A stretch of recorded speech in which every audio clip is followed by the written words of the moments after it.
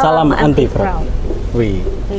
Sore ini di Pegadaian Anti Fraud, podcast Pegadaian Anti Fraud atau PAUD yang episode keempat, kita akan berbicara tentang anatomi pelaku fraud. Nah, sore ini kita udah ditemani dari teman kita nih dari bagian SDM. Ada Mbak Chami Tasya. Ini Mbak, panggilannya apa nih Mbak? Mbak Chami apa Mbak Tasya nih? Mbak Chami aja boleh. Wih, Mbak Chami nih di SDM udah berapa lama nih? Kalau di Kanwil, SDM Kanwil sudah 2 tahun. Ya sih, kalau misalnya di SDM, terutama di bagian operasional SDM, itu kebetulan kita memang menghandle masalah masa sanksi ya. Jadi terkait sanksi karyawan, pelanggaran-pelanggaran itu juga diproses di namanya Majelis Disiplin Wilayah kalau untuk di tingkat wilayah seperti itu. Buat yang belum tahu, Majelis Disiplin Wilayah itu tim yang dibentuk untuk menghandle masalah pelanggaran yang terjadi di kantor wilayah. Jadi misalnya prosesnya itu boleh dijelasin dulu ya? Iya, boleh. Nah, biar tahu nih teman-teman nih. Iya, jadi kalau untuk MDW, jadi awalnya itu ada pelanggaran, ada indikasi pelanggaran, kemudian diproses oleh tim auditor atau SPI ya. Kemudian nanti akan dibuat LHPP. Kemudian LHPP itu akan dilimpahkan ke MDW. MDW itu Majelis Disiplin Wilayah tadi. Nanti akan diadakan sidang seperti itu. Nah, nantinya dari hasil sidang itu bisa terbit surat peringatan. Surat peringatan itu bisa diterbitkan, ditandatangani oleh pemimpin wilayah.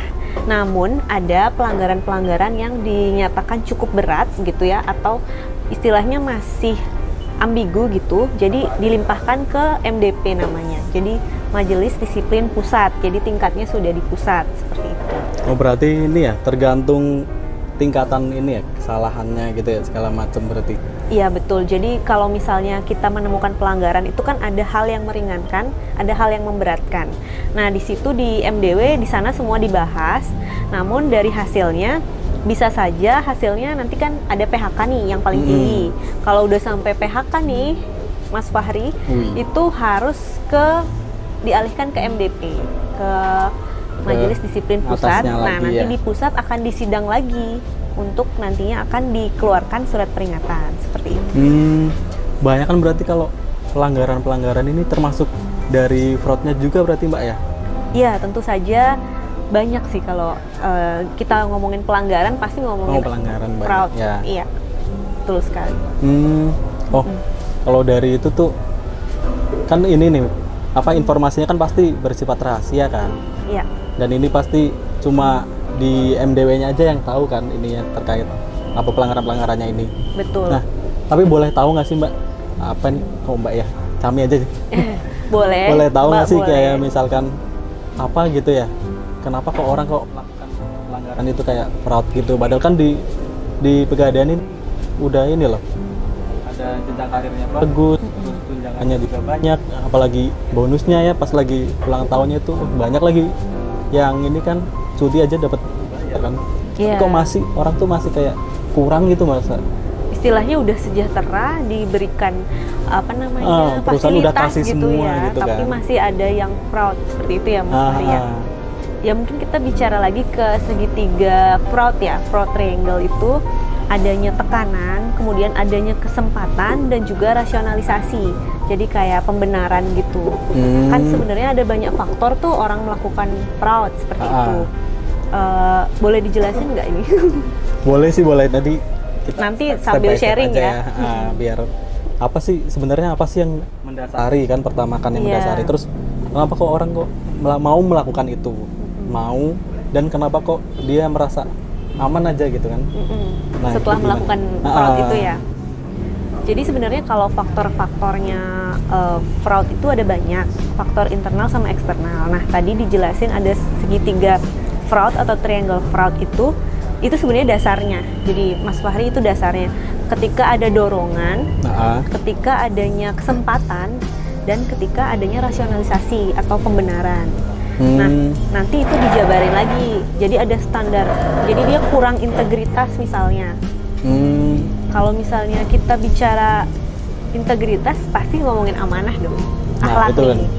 Akhlak. Ini salah satu bagian dari value kita akhlak. nih. Bener. Kalau misalnya integritasnya sudah kurang, pasti bicara standar moral dan etikanya kurang seperti itu.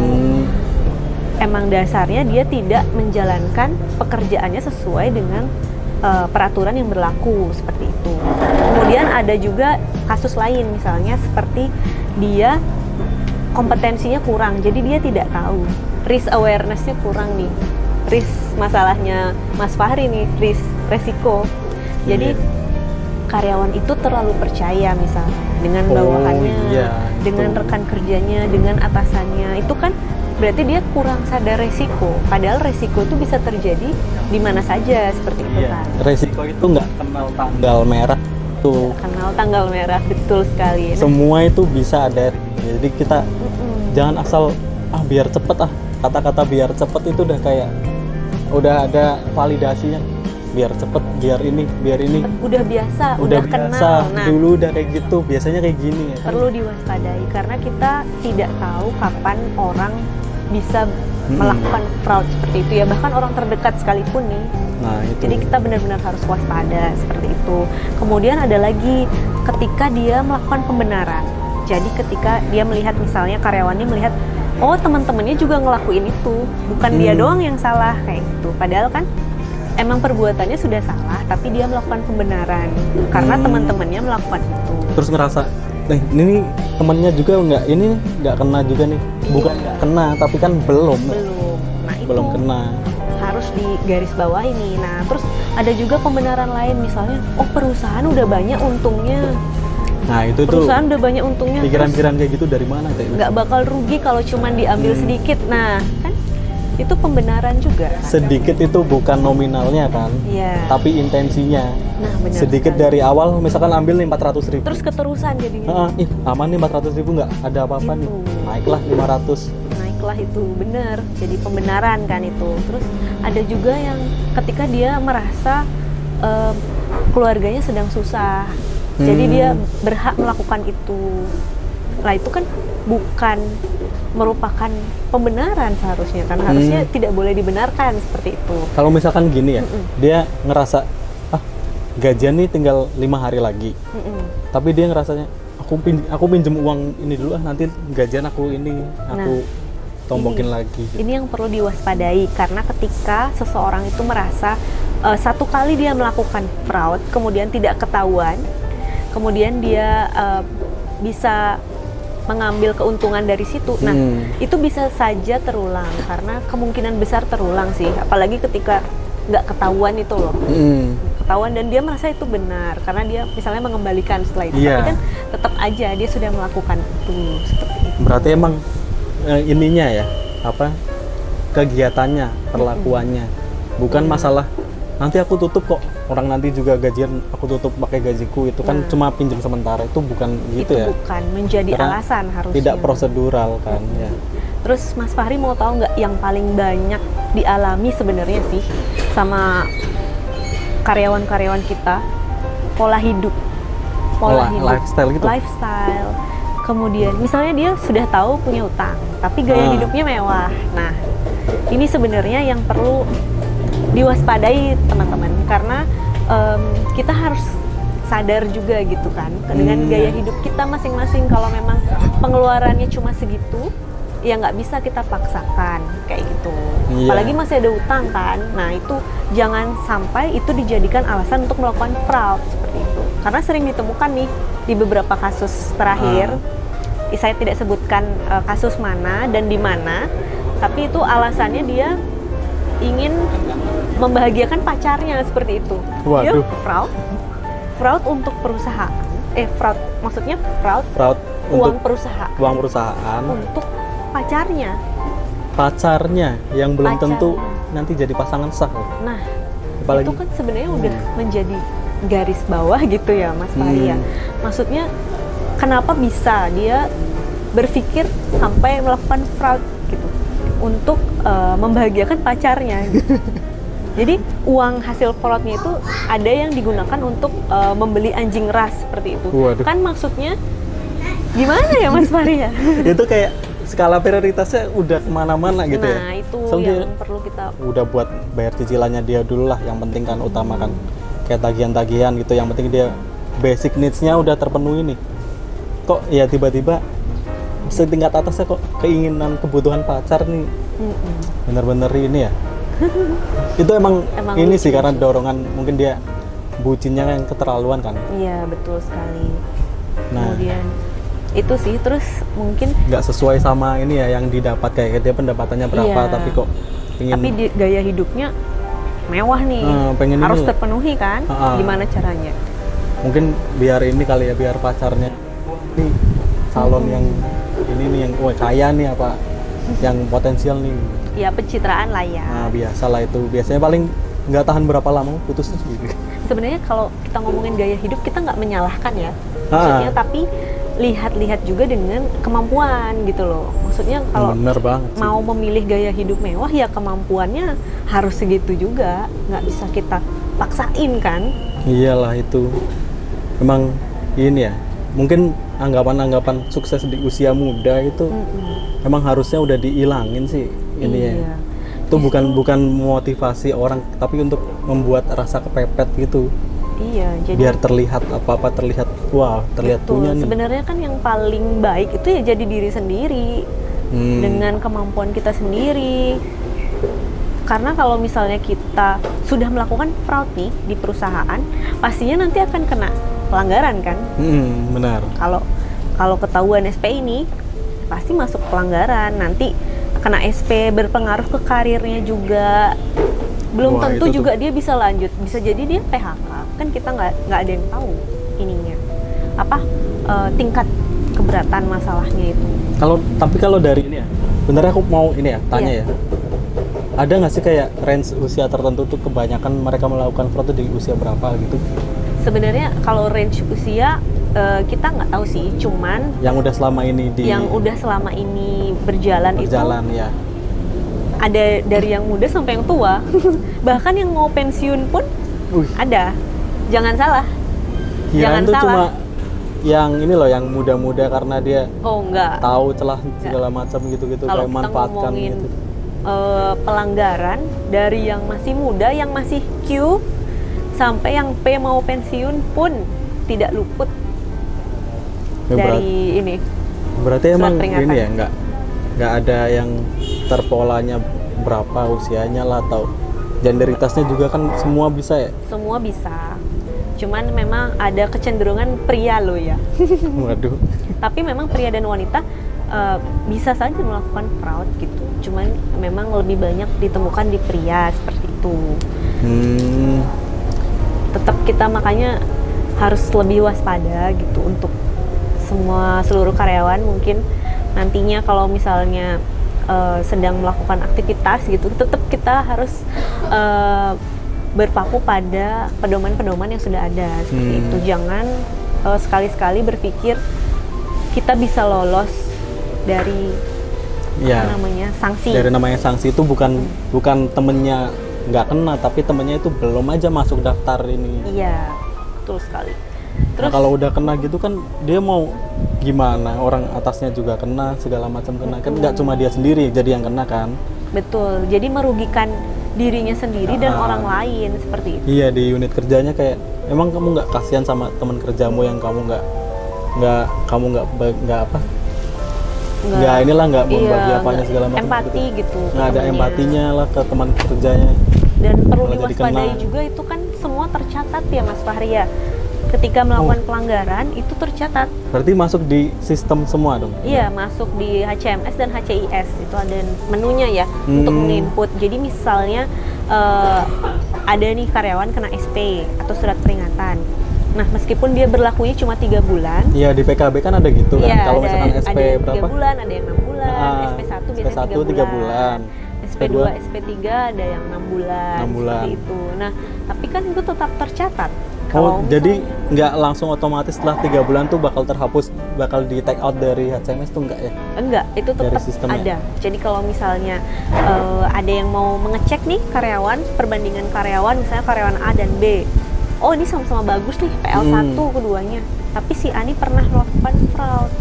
Ada catatannya, ada surat peringatannya. Nah, bisa jadi manajemen melakukan pertimbangan lain gitu kan. Oh gitu. Iya, seperti itu. Jadi jangan mengira sekali kena kasus itu udah hilang gitu. Hilang dan nggak ada ini ya, nggak ada tracknya, nggak ada bekasnya gitu ya. Tetap ada masuk di CV di ininya ya. Betul. Itu pengaruh ke jenjang karir nggak? Masuk ya? Kalau seperti yang saya bilang tadi, kalau misalnya surat peringatan pasti dijadikan pertimbangan gitu. Kalau misalnya dia cuman SP1 biasanya itu jadi pertimbangan aja sih, karena itu sebagai pernyataan tidak puas kalau yang SP1A ya. SP1 pernyataan tidak puas. SP1A. SP1A. Pernyataan tidak puas. Nah, kalau misalnya SP2, SP3 itu pasti berpengaruh ke promosinya. Bisa jadi di take out namanya nih. Dari tempat dari temen-temennya nih yang misalnya dia PL-nya udah bagus, terus habis itu ada dia kena SP gitu. Bisa jadi di take out. Oh gitu. Seperti itu kira-kira Mas Fahri. Wih, berarti emang bener-bener nggak cuma saat itu juga, tapi kedepannya bakal ada masalah-masalah baru lagi. Betul. Jadi gimana sih misalkan ya kan kita banyak kan nih di ini ya, di lingkup outlet ya yang lebih rentan ya, bukan masalah ini. Sebenarnya di mana aja sih? Di mana aja bisa, tapi kan lebih banyak rentannya. Ditemukan, ya, banyak ditemukan. Karena sering melihat yang masalah entah itu uang lah atau masalah atau apa segala macam kan. Nah yang gitu-gitu tuh gimana sih caranya kita tuh sebagai teman kerja ya, atau sebagai mungkin atasan atau sejawatnya juga, biar meningkatkan namanya tuh risk awareness. Karena selama ini tuh kayak ngerasa yang namanya risiko adalah ketika sudah terjadi baru lapor ke risiko. Padahal risiko itu sebelum bangun sampai kita tidur lagi kan ada risiko itu. Nah yang itu yang bisa kita kendalikan kan. Nah gimana sih caranya meningkatkan nih kewaspadaan? Wah, aku ternyata nggak semua itu merasa aman gitu tentang suatu hal gitu. Misalkan dari dapat barang, dari naksir, dari naruh barang lagi segala macam. Mungkin lebih ke ini ya kali, kampanye zero fraud itu ya Mas Fahri ya. Gimana cara menyadarkan ke karyawan, meningkatkan resikonya gitu kan ya.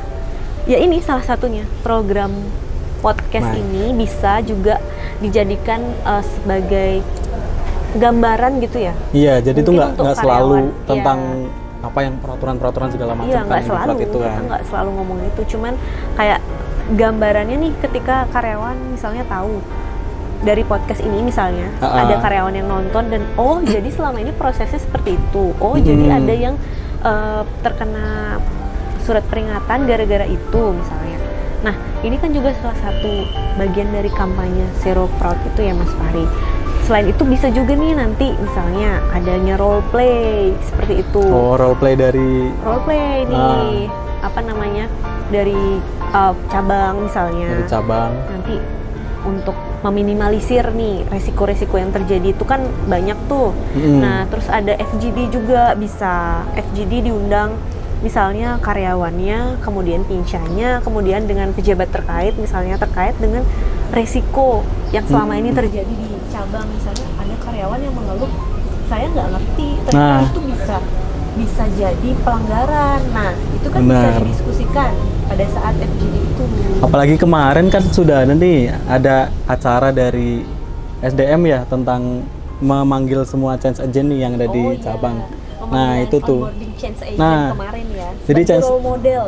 change agent tuh nanti nggak cuma masalah tentang apa kebersihan outlet lah segala macam, tapi ini juga kayak mengingatkan ini loh, kalau mau misalkan ditinggal mau makan siang tuh harus ditutup dulu, dimatiin dulu, atau kita harus lihat waspada dengan sekitar itu tuh.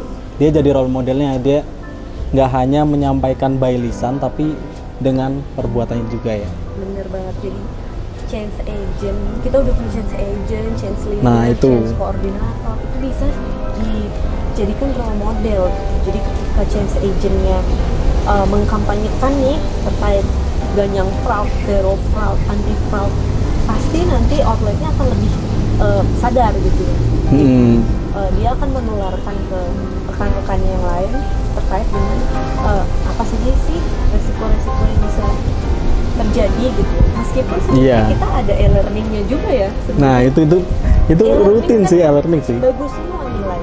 Nah iya bagus semua. Terus kadang ada fraud dari pusat juga, dari Pegadaian Official kalau ada yang nonton. Nah itu tuh dari SCVP Manajemen Risiko Iya, tuh itu bahkan rajin juga tuh ngasih informasi. Pak direkturnya sendiri yang langsung ngomong. Nah, Heeh. itu kan sebenarnya udah, maksudnya perusahaan sudah gencar terkait dengan fraud. Bahkan ada lagunya nggak sih Mas Fahri? Nah setelah ini nanti nih di akhir ini nanti ada Ada lagunya. jingle anti fraud Iya, nih. itu jinglenya lumayan nyantol di telinga sih kalau Pak denger-denger.